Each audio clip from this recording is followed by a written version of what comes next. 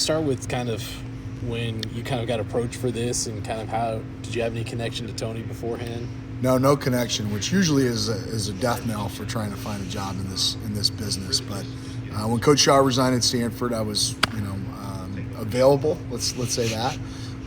And when this job came open, it was something I was very, very interested in. So more so than approach, I think I approached the heck out of everybody here and pursued this opportunity.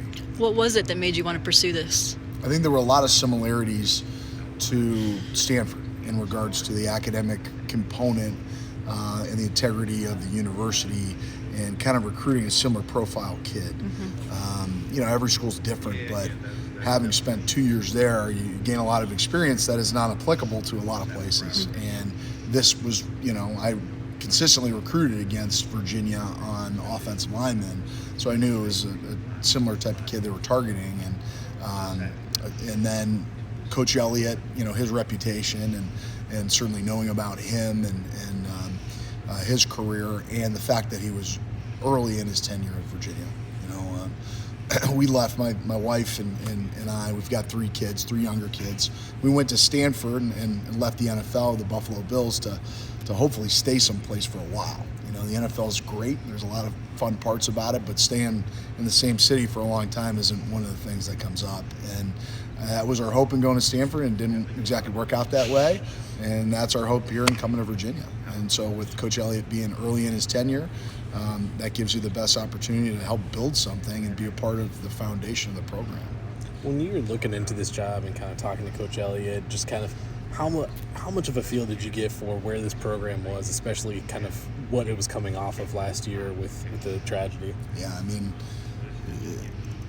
it's still, obviously the tragedy is a part of our fabric. It's a part of who we are as a program. And yeah, as an outsider, it's almost impossible to know, all the things that went into that. And in talking with Coach, that was a big part of our initial conversations. Is, here's who I am, here's how I coach, but can you tell me about Virginia? Can you tell me about where this program is? Can you tell me about the players and some of the things they've gone throughout the season, certainly, but also with the tragedy, and kind of trying to find out as much as I could about where Virginia was, and in such a unique situation and a tragic situation.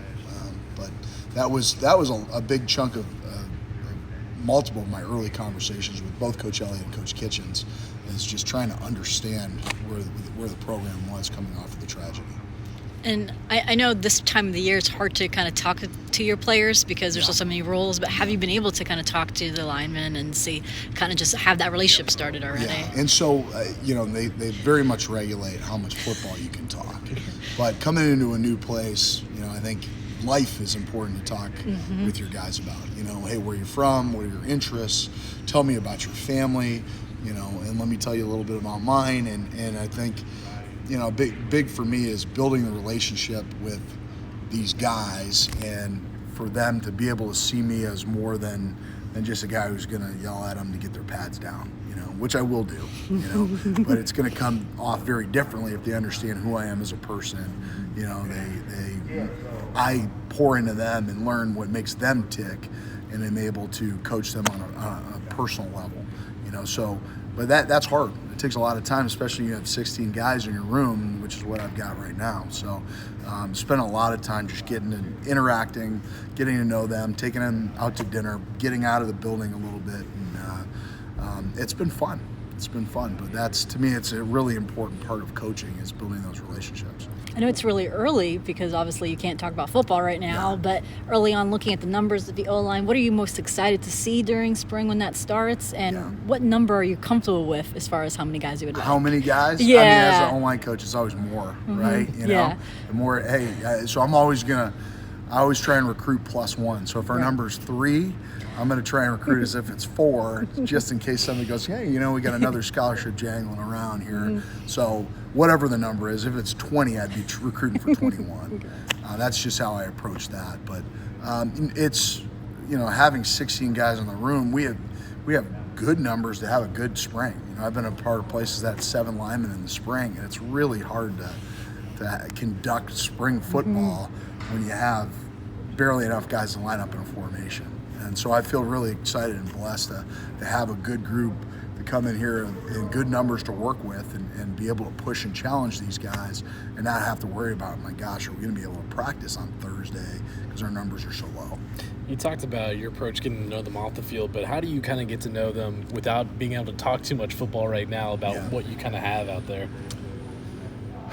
Yeah, so I think the longer I've done this, I think one thing I like to do is try and build my own opinion, because you can come into a situation and the more opinions you seek about your players, the more you kind of pour in and watch their tape without really knowing some of the context. I think, to me, it's helpful to try and have an open mind and everybody have a fresh start, and try to go into the spring ball without too many preconceived notions about, what these guys can do, what they can't do, where they should fit, where they shouldn't fit, and allow them to kind of show me and our shared experience together to build that line and where each guy goes. So you have to have a starting point. So I've watched all of last season. Certainly had a bunch of conversations with the coaches who were here a year ago, but I'm very, very open-minded. I had one of the guys come in today. Where am I going to be in the spring? Well, you'll be a bunch of spots. Well, hey, I love consistency, but I just don't feel good enough right now to say you're the left guard or you're the left tackle. We're going to try to have the best 5 out there regardless of where those guys fit. Is that kind of your philosophy? Just kind of, we'll find, whoever the best 5 guys are and kind of fit them into a spot? Yeah, so like in recruiting, I try and say we're recruiting offensive linemen. That's it, right? It's not we're recruiting right guards or we're recruiting a center or a right tackle. Our guys have to have flexibility, and versatility is one of the most sought after abilities that we seek. And that kind of comes from, I've got a background 5 years coaching in the NFL, and up until recently, that was 7 guys dressed on the offensive line on game day. So you got your 5 starters and these 2 other dudes. And if you want to be one of those other guys on the active roster, you better be able to play a bunch of spots so that it's, the 6 best guys going in the game when you have an injury. And so that's what we try to be able to cross-train guys, and everybody that's not 6'5" and above or 6'6" and above is going to learn to snap.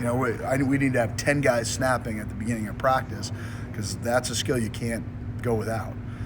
So try and cross-train these guys as much as we can. You got hired and went straight to the road recruiting, I think, a few days later. Yeah. How was the reception, and how did it feel having, different logo on your chest when you walk into these high schools? It was chaotic, because you don't know. I certainly pride myself in having a great plan for my group and the position I'm recruiting, and all of a sudden you get a recruiting list and you go, all right, well, these 7 guys are on my list at Stanford. I know all about these guys. I know where to go in the high school. I know how to get a hold of the head coach. These 25 guys I have no idea about. So it's chaotic, but it was. I got a ton of support here from our recruiting department and the other guys on staff. So they just didn't really cut me loose my first week and a half. Like I was kind of with somebody, like I was being chaperoned around, which that was great because I didn't exactly, I didn't know the backstory on some of the recruits, and then we were out seeing some of our committed guys as well, which was, I think a little unique. Usually you're channeling all your efforts into the next class, but it was important for coach to say, hey, look, you committed to us and we're not, completely moving on from you as a commitment. It's important for us to pour into you still, come by and see you still. And nowadays in modern day college football, that's really important because you're kind of recruiting your guys all the time.